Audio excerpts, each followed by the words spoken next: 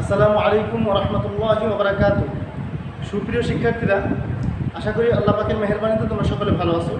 আমিও আল্লাহ পাকের মেহেরবানিতে ভালো আছি। আমি মোহাম্মদ গুলাম মুর্তজা, প্রভাষক ইসলাম শিক্ষা, জয়নগর ইয়ার খান বিশ্ববিদ্যালয়, কাশিয়ানী গোপালগঞ্জ। আজকে আমরা একাদশ শ্রেণীর ইসলাম শিক্ষা বিষয়ের ৪র্থ অধ্যায় থেকে আলোচনা করব। পাঠের বিষয় হলো শান্তিপূর্ণ সমাজ বিনিময়ে আদল এর ভূমিকা। আদল একটা আরবি শব্দ, এর আবিধানিক অর্থ হচ্ছে ন্যায় বিচার করা, জাস্টিস, সঠিক বিচার করা, কোনো পার্সিয়ালিটি ২ নম্বরই না করা। ইসলামী শরীয়তের পরিভাষায়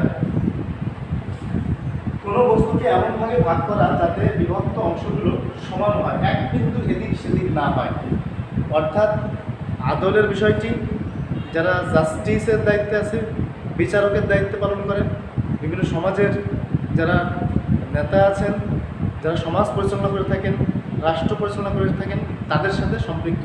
সুতরাং তাদেরকে এই দায়িত্বটা সঠিকভাবে পালন করতে হবে। যদি তারা আদল, ইনসাফ মানুষের মাঝে সঠিকভাবে পালন করে থাকেন, অবশ্যই সমাজ সুন্দর এবং শান্তিপূর্ণ হবে, রাষ্ট্র সুন্দর এবং শান্তিপূর্ণভাবে পরিচালিত হবে। তো আমরা আজকে আলোচনা করব শান্তিপূর্ণ সমাজ বিনিময়ে আদলের ভূমিকা। আমরা সবাই শান্তি চাই, শান্তিপূর্ণ সমাজ চাই, শান্তিপূর্ণ রাষ্ট্র চাই। তো শান্তিপূর্ণ সমাজ এবং রাষ্ট্র পরিচালনা করতে গেলে যেই সমস্ত ভূমিকা পালন করতে হবে, আল্লাহ রাব্বুল আলামিন তার রাসূলের মাধ্যমে, কোরআন এবং হাদিসের মাধ্যমে সেটা জানিয়ে দিয়েছেন। প্রথম নম্বর যেটা, সেটা হচ্ছে আল্লাহর সন্তুষ্ট যদি কোনো ব্যক্তি অর্জন করতে চায়, তাকে অবশ্যই ন্যায় বিচার প্রতিষ্ঠা করতে হবে। আল্লাহ তাআলা বলেন, ইন্নাল্লাহা ইউহিব্বুল মুকসিতিন।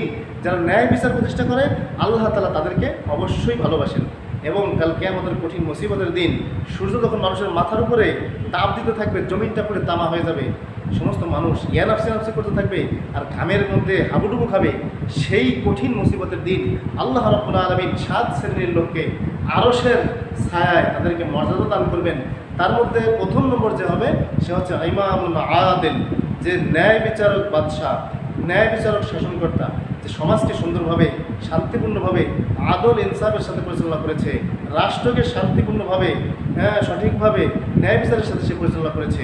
এমন করেনি যে ধনী ব্যক্তির ছেলে, এমপি মিনিস্টারের ছেলে কোনো অন্যায় করছে, সেটা ধামাচাপা দিয়ে তাকে সিম্পল কিছু শাস্তি দিয়ে তাকে খালাস করে দিয়েছে।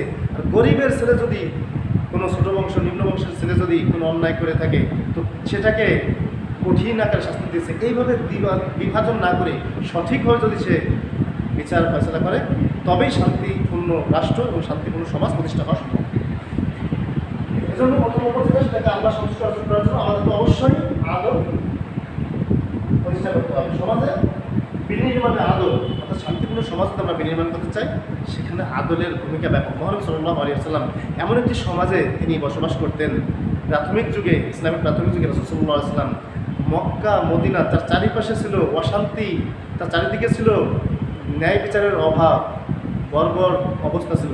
সেই সমাজটাকে রাসূল সাল্লাল্লাহু আলাইহি ওয়াসাল্লাম ইসলামী সমাজ, শান্তিপূর্ণ সমাজ প্রতিষ্ঠা করেছিলেন শুধুমাত্র আদল এবং ইনসাফের মাধ্যমে। মহানবী সাল্লাল্লাহু আলাইহি ওয়াসাল্লাম যখন মদিনা রাষ্ট্রের রাষ্ট্রপতি, এই অবস্থায় একজন উচ্চ বংশীয় ভদ্র মহিলা, সে একটা চুরির ঘটনা ঘটিয়ে ফেলে এবং সে প্রমাণিত হলো সে চুরি করেছে।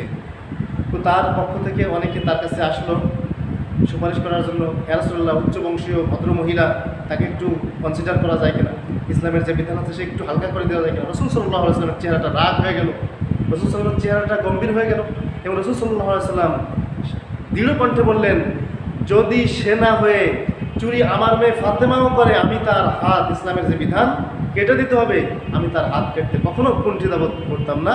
সঠিক যে বিচার যেটা আছে, আল্লাহর যে আইন আছে, আল্লাহর যে বিধান আছে, সেই বিধান অবশ্যই আমি বাস্তবায়ন করতাম।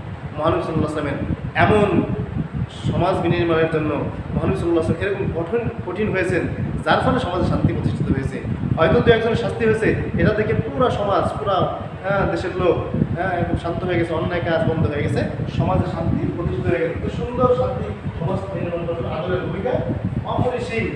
ব্যক্তিগত অধিকার যদি আমরা প্রতিষ্ঠা করতে চাই, ব্যক্তির অনেকগুলো অধিকার আছে, অন্ন, বস্ত্র, বাসস্থান, শিক্ষা, চিকিৎসা। এই অধিকারগুলো কোনো ব্যক্তি, কোনো নাগরিক ততক্ষণ পর্যন্ত পাবে না যতক্ষণ পর্যন্ত সমাজে আদল প্রতিষ্ঠিত না হবে, সমাজে, রাষ্ট্রে ইনসাফ প্রতিষ্ঠিত না হবে। যখন সমাজে, রাষ্ট্রে ইনসাফ এবং আদল প্রতিষ্ঠিত হবে, তখনই কিন্তু আমাদের সমাজটা ব্যক্তি, সমাজের নাগরিক তারা তাদের অধিকার ফিরে পাবে, তাদের অধিকার তারা পুরোপুরি বুঝে নিতে পারবে।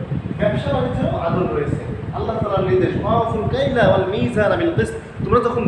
তোমরা যখন কোনো কিছু ওজন করবে, মেপে কাউকে কাছে বিক্রি করবে, তখন তোমরা সেটাকে সঠিকভাবে ওজন করবে।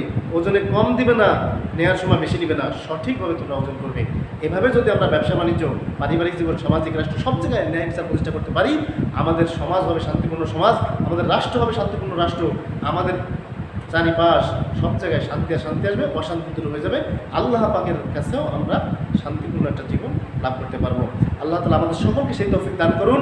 তো আশা করি সুপ্রিয় শিক্ষার্থীরা তোমরা বুঝতে পেরেছো যে শান্তিপূর্ণ সমাজ বিনির্মাণে আদরের ভূমিকা কী।